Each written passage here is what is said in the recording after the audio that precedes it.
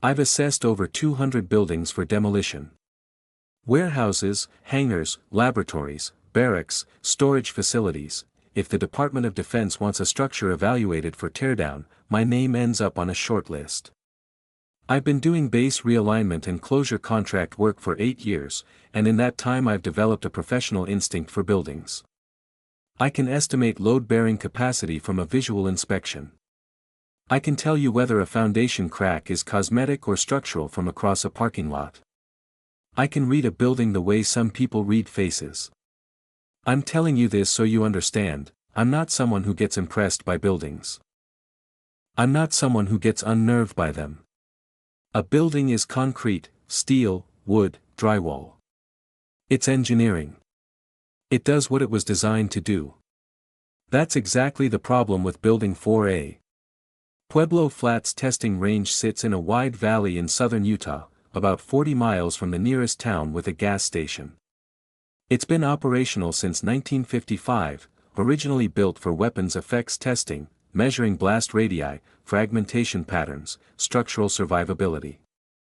The eastern sector is still active, mostly used for equipment durability trials. The western sector was slated for decommissioning in the latest BRAC round, which is why Marcus and I were there. Marcus Chen has been my partner on these contracts for 4 years. He's a better engineer than me in some respects, sharper with seismic calculations, more patient with paperwork, and worse in others. He doesn't trust his instincts the way I do. He double-checks things I'd sign off on by feel. That's not a criticism. That's the reason I like working with him. Between my intuition and his rigor, we rarely miss anything. We drove in on a Monday morning in late September. The desert was doing that thing where the light is so flat and even that everything looks like a photograph. Pueblo Flats spread out ahead of us in an irregular grid, maybe 30 buildings in the western sector alone, ranging from corrugated steel sheds to poured concrete bunkers. Most of them were empty. Some had been empty for decades. Our military liaison was Captain Eduardo Aldana, a logistics officer who'd been stationed at Pueblo Flats for 2 years. He met us at the main gate with a clipboard and a handshake and the particular energy of someone who's genuinely glad to see new faces. I liked him immediately. He was organized, direct, and clearly familiar with the site. "I've got your assessment list prioritized by sector," he said, handing Marcus a stapled packet. 26 buildings total. I figured we'd start with the cluster near the old motor pool and work south. Marcus flipped through the pages while I looked out across the site. The buildings were spaced widely, testing ranges need buffer zones, and connected by a network of cracked asphalt roads that had been patched so many times they looked geological. Small groups of personnel moved between the eastern sector buildings. A truck was parked near a concrete pad with its hazard lights blinking. The place felt occupied, functional, unremarkable. "Sounds good," Marcus said. "Any of these present access issues? Locked vaults, hazmat concerns. 3 buildings have residual contamination from chemical agent testing. I've flagged those, you'll need PPE and escort. Everything else should be straightforward." Aldana paused. "I included Building 4A on the list because it's technically in scope, but honestly, we can skip it if you're pressed for time." I looked at the list over Marcus's shoulder. Building 4A was listed on page 3 with a handwritten annotation in the margin, "Low priority, skip if possible." "Why would we skip it?" I asked. Aldana did something I've seen people do 1,000 times when they're about to give a reason they know is inadequate. He shifted his weight, glanced sideways, and said, "It's just not one anyone really uses. Old psych research building from the 60s. Nothing in it. Figured it wasn't worth your time. If it's in scope, we assess it," I said. Not rudely.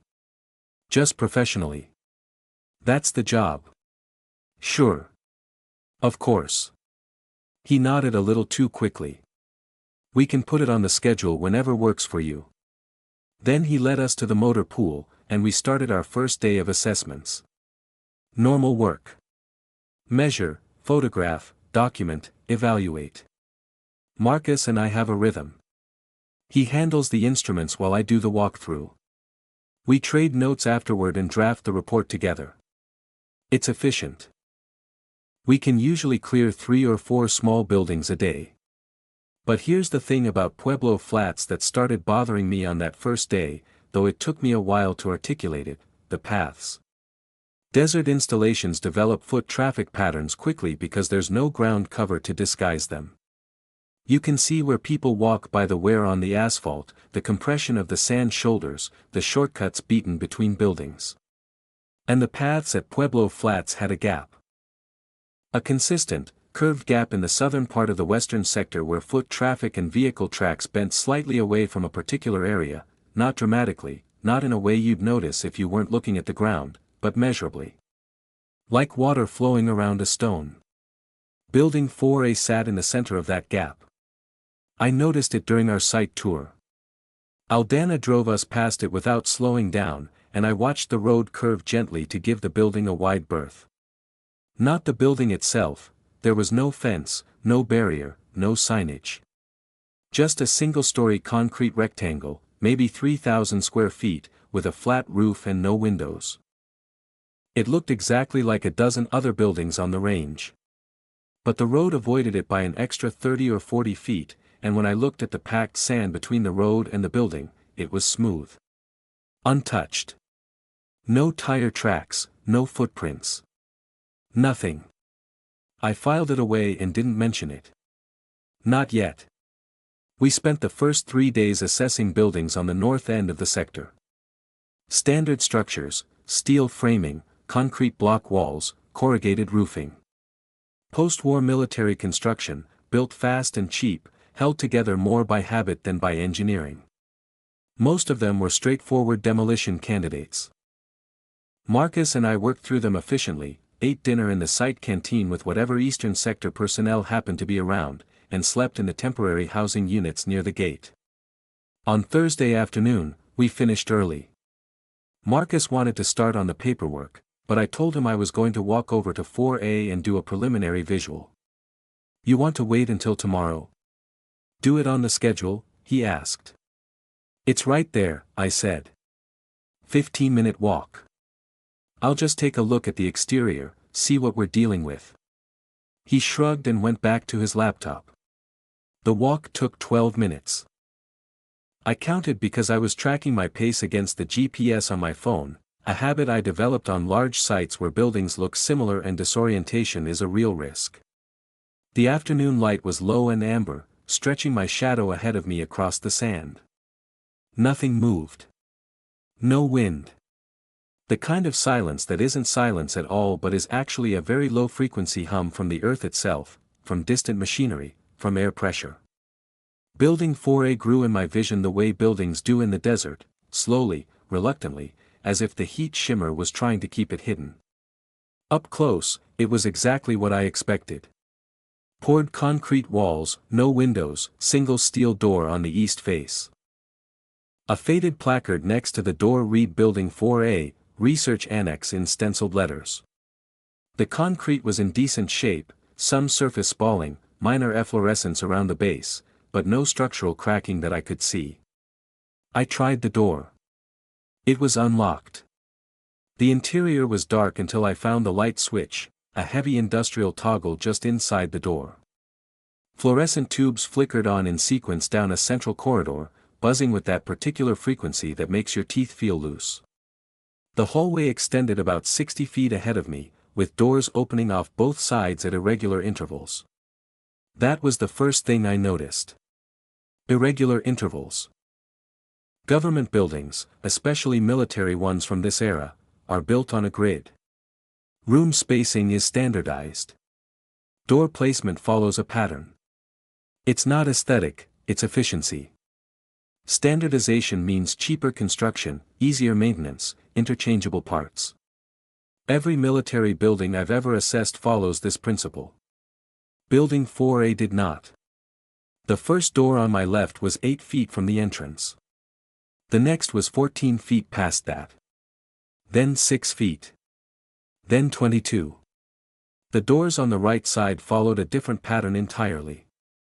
None of the intervals matched. I walked the full length of the corridor, counting paces, and the irregularity wasn't random. I could feel that much, but I couldn't identify the system. It was like looking at a sentence in a language you almost recognize. The rooms themselves were empty. Bare concrete floors, painted cinder block walls, no furniture. But the rooms weren't identical, and they should have been. Ceiling heights varied, 8 feet in one room, 9.5 in the next, 7 in the one after that. The proportions shifted accordingly. Some rooms felt expansive. Others felt compressed. One room, the fourth on the left, made me stop in the doorway because something about its dimensions made my eyes disagree with my feet. The floor was level. I checked. But the room felt tilted, as if I were standing on a gentle slope. And the acoustics. Each room had different acoustic properties, which shouldn't have been possible given that they were all built from the same materials. In the first room, my footsteps sounded flat, absorbed. In the second, they rang slightly, a faint reverberation that lasted a beat too long. In the third room, there was no echo at all, not even the dead acoustic of absorption, but something else, something I'd describe as subtraction.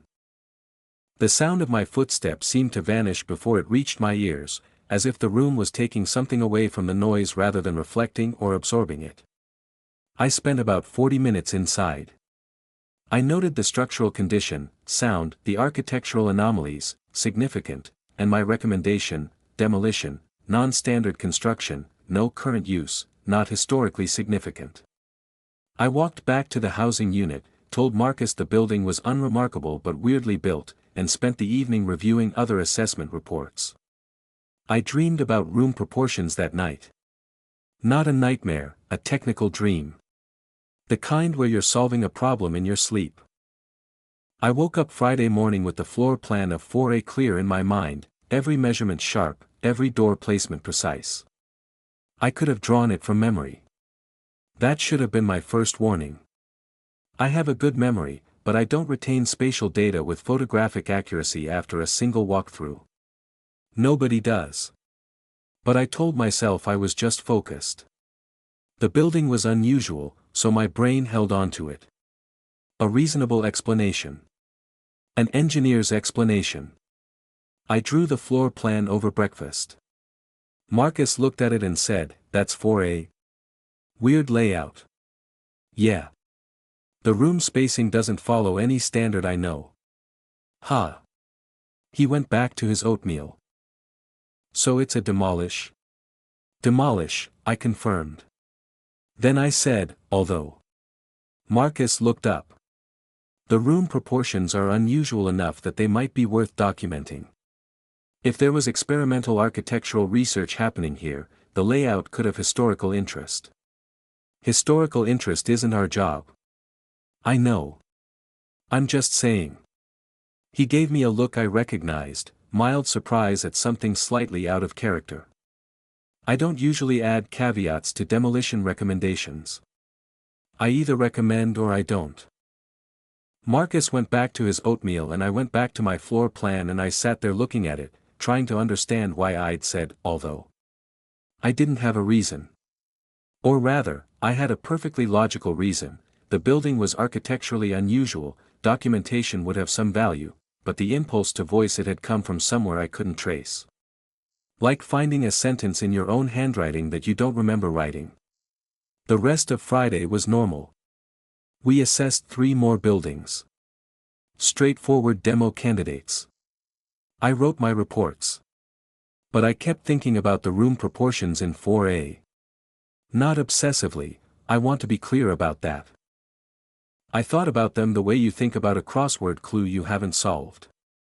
It sat in the background of my attention, just below conscious focus, turning slowly.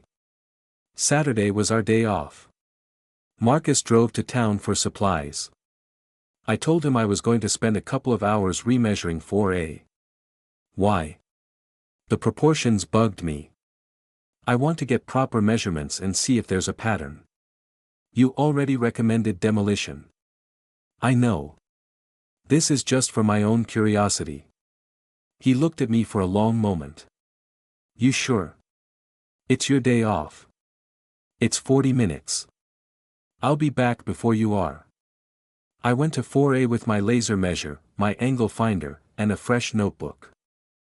I measured every room, height, width, depth, door placement relative to walls, distance between the corridor axis and the far wall of each room. I measured the corridor itself, width at each doorway, width between doorways, ceiling height at 10-foot intervals. Then I sat on the floor of the corridor and looked at the numbers. The proportions weren't random. They followed a progression, not a mathematical one I could name, but something iterative, where each room's dimensions seemed to respond to the room before it. Room 2's ceiling height was related to Room 1's width in a ratio that recurred in Room 3's depth. The building was having a conversation with itself through its measurements, and I was sitting inside it, listening. I want to tell you that this was frightening. That I felt cold, or that the lights flickered, or that I heard something moving in one of the empty rooms. But nothing like that happened. What happened was worse. I felt comfortable.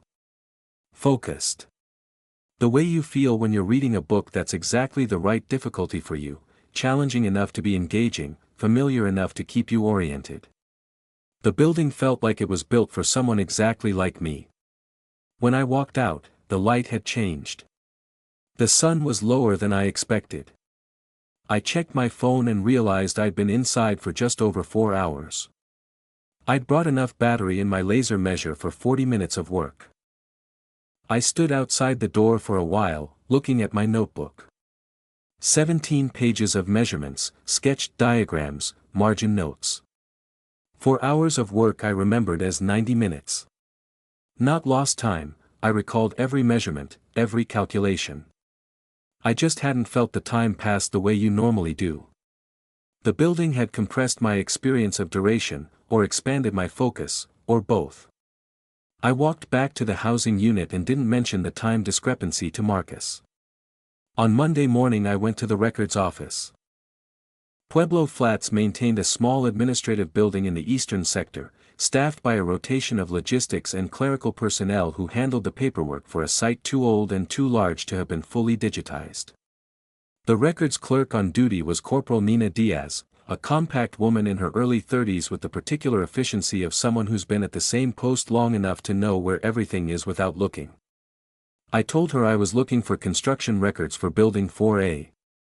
She didn't react the way I expected. She didn't look bored, didn't sigh, didn't type anything into a search system. She looked at me with a steady, evaluative expression and said, "You went inside." It wasn't a question. I assessed it Thursday. Went back Saturday to take measurements. Twice, she said, as if confirming something for herself. She stood up, walked to a filing cabinet in the back corner of the office, and pulled out a thick manila folder. Not from the general files, from a separate cabinet with no label. She set it on the counter between us. "I've been here 3 years," she said. "In that time, 6 people have entered Building 4A. You're the 7th. Every single one of them came to this office afterward looking for the same thing." The folder was her own work. Not official records, personal research compiled on her own time. She'd pulled access logs, cross-referenced them with personnel action reports, and tracked the subsequent behavior of everyone who'd entered 4A since the digital access logs began in 2011. 18 people in 15 years. She walked me through the pattern. Staff Sergeant Morales, 2012. Entered 4A during a routine security sweep. 2 weeks later, submitted a recommendation that the building be added to the base patrol route, requiring regular human presence near and inside the structure. Dr. Patricia Henn, 2014. A preservation consultant who visited during a previous assessment cycle. Recommended Building 4A for nomination to the National Register of Historic Places, which would have legally prevented its demolition. Technical Sergeant Blake, 2016. A maintenance worker who entered to inspect the plumbing. Requisitioned new door hardware, weatherproofing materials, and fluorescent tubes for a building that had no official occupants and no operational purpose. A BRAC assessor named Went, 2019. Same job as mine. Entered 4A, assessed it, and recommended, against standard practice, that it be converted to a cold storage facility rather than demolished. His report cited unusual structural integrity and potential utility for low-sensitivity material storage. Every person who entered 4A subsequently took some action that preserved the building, increased human contact with it, or extended its functional lifespan. Every action was rational. Every action made sense within the professional context of the person who took it. A security NCO recommending patrol coverage. A preservation consultant recommending preservation. A maintenance worker performing maintenance. An assessor recommending repurposing. None of them did anything crazy, Diaz said. That's what kept me from reporting it. What would I report? People are doing their jobs in a way that happens to benefit one particular building? It sounds insane. It is insane. But it's also right there in the data. What about you? I asked. She was quiet for a moment. I entered once. In 2024. I was looking for old storage inventories and someone told me there might be file cabinets in 4A. I was inside for about 20 minutes. And what did you do afterward? She gestured at the folder. This. I started tracking. Started compiling.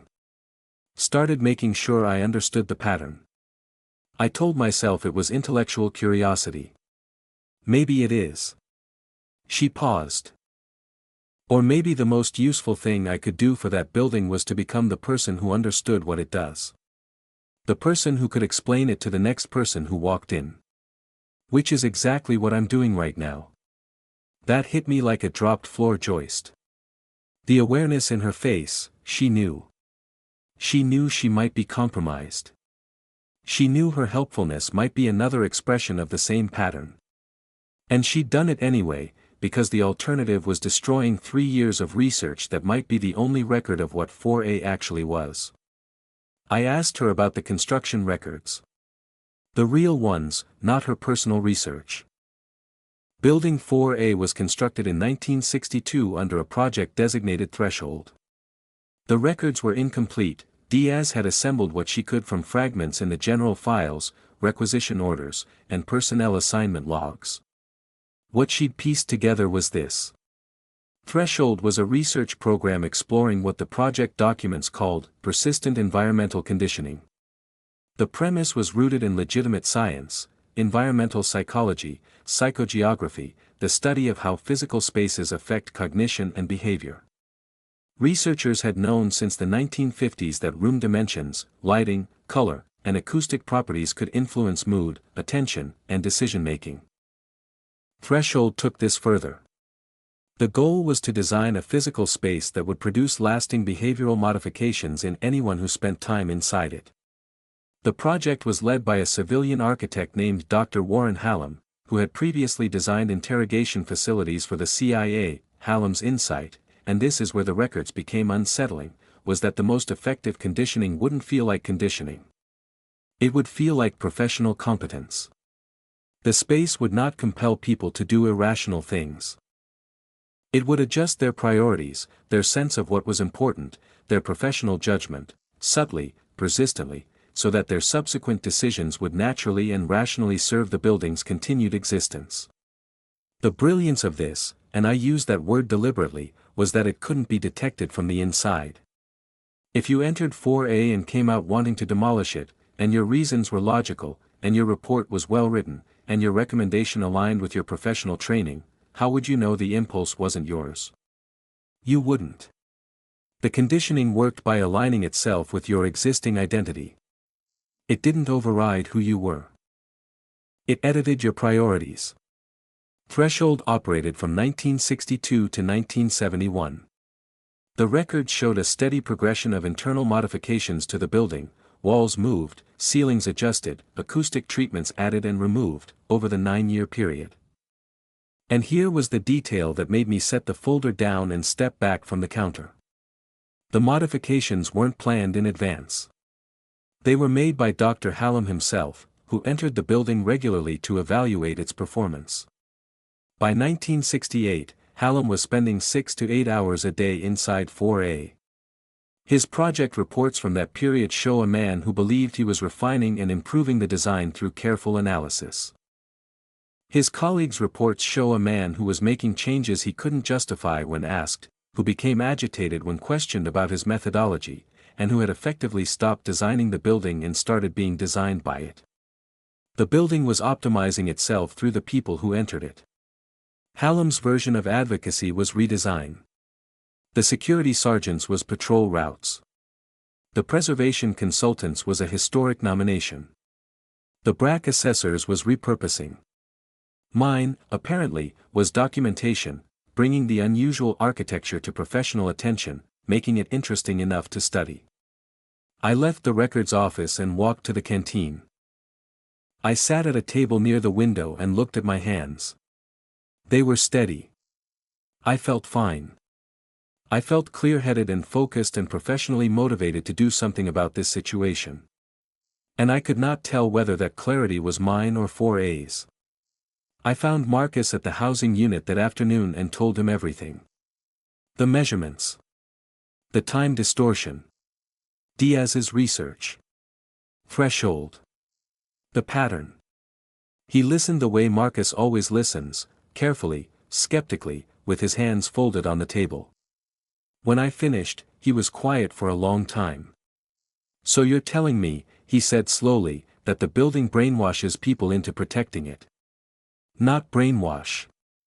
It's not that crude. It adjusts priorities. Everything people do after visiting looks rational and defensible. It is rational and defensible. That's the mechanism. And you think you've been adjusted. I went back on my day off to measure room proportions. I recommended documentation to you before I had any reason to. I've spent more time thinking about that building in a week than I've spent on any structure in my career. Does that sound like me? He considered this. You do get obsessive about weird buildings. Remember that bunker in Nevada with the offset blast doors? I spent one afternoon on that. Not a week. Okay. He unfolded his hands. So what do you want to do? That's the problem. I don't know if I can trust my answer to that question. Walk me through your options. We demolish it. Standard recommendation, standard process. But demolition requires approval. Approval requires a review committee. The review committee will want to inspect the building first. That's 7 more people inside. So demolition brings more people in. Yes. And every alternative does the same thing, just differently. If I recommend preservation, it stays standing and becomes a destination. If I recommend study, researchers come. If I recommend we do nothing and leave it off the report, it stays standing indefinitely and someone else eventually wanders in. Marcus frowned. What about just knocking it down? Forget the paperwork. We have the equipment. Unauthorized demolition on a military installation. They'd arrest us. And the investigation would bring every oversight body in DoD to this site, and they'd want to know what was so important about a research building that 2 contractors destroyed it illegally. More attention. More people asking questions about 4A. More people finding Diaz's research. More people going to look. Jesus.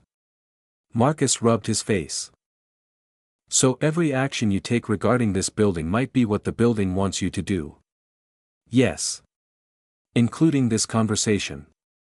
That one landed. I watched Marcus process the implication, that even discussing the problem with him, even framing the dilemma, was itself a form of engagement that spread the building's influence. I was making him care about 4A. I was making it real in his mind. And I couldn't stop, because not telling him would mean making the decision alone with compromised judgment. Here's what I think, Marcus said after a long time. I think you're right that you can't trust yourself on this. I also think that spiral leads nowhere. You can second-guess every thought until you're paralyzed, and paralysis preserves the status quo, which preserves the building. So we need to do something. And since I haven't been inside, I'm the closest thing to an uncontaminated perspective we've got. You're working for my briefing. My framing. My priorities. Yeah. I know. He shrugged. It's the best we've got. We talked for 3 more hours. Marcus asked questions. I answered them. He pushed back on my assumptions. I pushed back on his. It felt like real engineering, the kind where you test a theory by trying to break it, and what survives the breaking is close enough to truth to build on. What we arrived at was this: every response to 4A that existed within the normal institutional framework, demolition orders, preservation nominations, study proposals, maintenance schedules, patrol routes, served the building because those frameworks required human engagement. The building was optimized for institutional responses. Every bureaucratic process that could be applied to a building, 4A had already absorbed and redirected. So we needed to step outside the framework. Marcus proposed the solution. Not me. I want to be clear about that, though I'm aware that me telling Marcus everything he needed to arrive at this specific solution could itself be an expression of the pattern. I'm aware. I've been aware for months. I'm telling you anyway, because awareness without communication is just sophisticated paralysis. Marcus's solution was administrative erasure. He would file the assessment paperwork for every building in the western sector. For 4A, he would enter the following: structure previously demolished. No assessment required. Confirmed by visual inspection.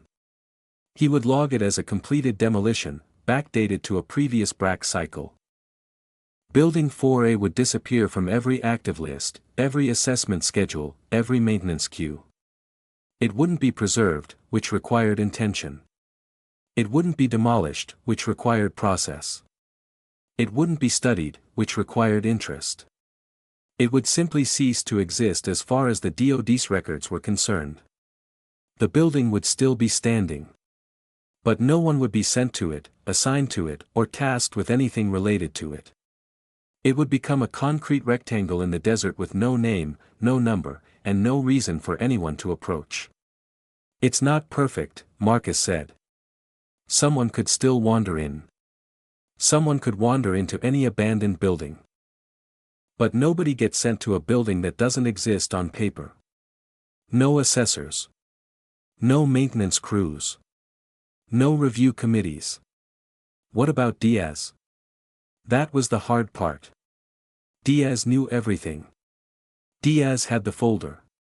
Diaz was, by her own admission, potentially operating under the same influence I was. Her research was comprehensive, detailed, and, if anyone ever found it, absolutely fascinating to exactly the kind of person who would want to visit 4A in person. I went to see Diaz that evening. I told her what we were planning. I told her why. She listened. Then she opened her desk drawer, took out the manila folder, and handed it to me. I've been waiting for this too, she said. Someone who'd understand the research well enough to know it shouldn't exist. You're okay with this? I've been carrying this for 3 years. 3 years of knowing that every time I add a page to that folder, I might be doing exactly what the building wants, creating an attractive, well-organized record that draws people in. I've thought about burning it 100 times. But I couldn't make myself do it. I couldn't tell if the reluctance was mine, because the data is valuable, genuinely, or if it was 4A. She looked at me steadily. You're going to burn it. I'm going to burn it. Good. Because if you asked me to do it, I don't think I could. I burned Diaz's folder that night in the fire pit behind the housing units. I watched 15 years of careful, meticulous research curl and blacken and flake into the desert air. The data was valuable. Genuinely, objectively valuable. It documented a phenomenon that, as far as I know, exists nowhere else. And I destroyed it, because its value was exactly what made it dangerous. Marcus filed the paperwork the next morning. Building 4A disappeared from the Pueblo Flats Assessment Registry, retroactively demolished, case closed. We spent 2 more days finishing the remaining buildings in the sector, then packed our equipment and drove out. I didn't look at 4A as we passed it. I wanted to. The wanting was strong enough that I recognized it as something other than casual interest, and I kept my eyes on the road. That was 7 months ago. I want to tell you that it ended there. In a certain sense, it did. Building 4A, as far as the Department of Defense is concerned, no longer exists. No one will be sent to assess it, maintain it, or demolish it. Marcus and I completed our contract, submitted our final reports, and moved on to other work. Diaz rotated to a new posting 2 months later. I exchanged emails with her once. She asked how I was doing. I said fine, she said the same. Normal professional correspondence. No mention of the building. But here's what I've been thinking about. In the months since Pueblo Flats, my career has shifted in a direction that feels natural but that I can't entirely account for. I've been reading more about architectural history. I joined a professional working group on Cold War-era military construction. Their stated mission is to ensure that architecturally significant structures aren't lost during the BRAC process. It felt like a logical extension of my experience. I'd seen, firsthand, a building with genuine historical and scientific significance. It made sense that I'd become more interested in preservation as a professional concern. I've published 2 articles in trade journals about assessment methodologies for historically significant structures. I've advocated, within my professional network, for revised BRAC protocols that would require additional review before demolishing buildings with documented research histories. I've consulted on 3 projects where older military buildings were under consideration for demolition, and in each case, I recommended further study before teardown. In each case, my recommendation was well-reasoned, well-documented, and persuasive. I didn't connect any of this to 4A. Not consciously. These felt like my own evolving professional interests, the kind of growth that happens naturally over a career. You encounter something that changes your perspective, and you integrate it. That's not influence. That's learning. Marcus sees it differently. He called me last week. We talked about a new contract, and at the end of the call, he said, "Can I ask you something without you getting pissed off?" Probably not, but go ahead. Have you noticed that you've become a preservation advocate? I've always cared about doing thorough assessments. That's not what I said. I said you've become an advocate. You're writing articles. You're on a working group. You're consulting on cases where your recommendation is always the same: don't demolish, study first. He paused. You used to be the fastest demolition recommendation on every contract. What changed? I told him what changed. I encountered a building that was genuinely architecturally significant and realized our assessment protocols didn't account for that. He was quiet for a long time. You know what the building did to people, he said. It made them do exactly what made sense for who they already were. The security guy added patrols. The preservation consultant recommended preservation. The maintenance guy did maintenance. Marcus. And now the structural assessment engineer is changing the entire assessment framework to protect more buildings from demolition. I didn't say anything. I'm not saying you're wrong, he said. Your articles are good. Your recommendations are solid. That's what makes this impossible. I can't tell you you're compromised, because everything you're doing makes perfect professional sense. But I'm standing outside the building, remember? I'm the uncontaminated perspective. And from where I'm standing, it looks like 4A didn't need to survive. It just needed you. We talked for another 20 minutes. I told him I appreciated his concern. I told him I'd think about it. I told him that I'd considered the possibility and concluded that my professional evolution was genuine, that encountering 4A had been formative the way any significant professional experience is formative, and that my subsequent interests reflected real growth, not residual influence. He said okay. He didn't sound convinced. The thing is, I've thought about it. I have. And here's where I land: I can't prove Marcus wrong. I can't run a controlled experiment on my own cognition. I can't compare the version of me that entered building 4A with the version of me that didn't, because they're the same person now. There's no baseline. There's no before and after that I can examine from the outside. But I can tell you this. The work I'm doing feels right. It feels like mine. The articles I write are good, not because a building told me to write them, but because I'm a skilled professional who cares about doing her job well. The recommendations I make are sound. The protocols I'm advocating for would genuinely improve how we assess historically significant structures. If that's influence, then it's influence that happens to be correct. And if being correct is indistinguishable from being compromised, then I don't know what Marcus expects me to do with that information. I'm flying to New Mexico next Thursday. There's a 1958 research complex at White Sands that's been flagged for demolition, 9 buildings, most of them unremarkable, but one that the preliminary survey described as having unusual spatial proportions and non-standard room configurations. The project lead asked me specifically because of my published work on historically significant military architecture. I said yes immediately.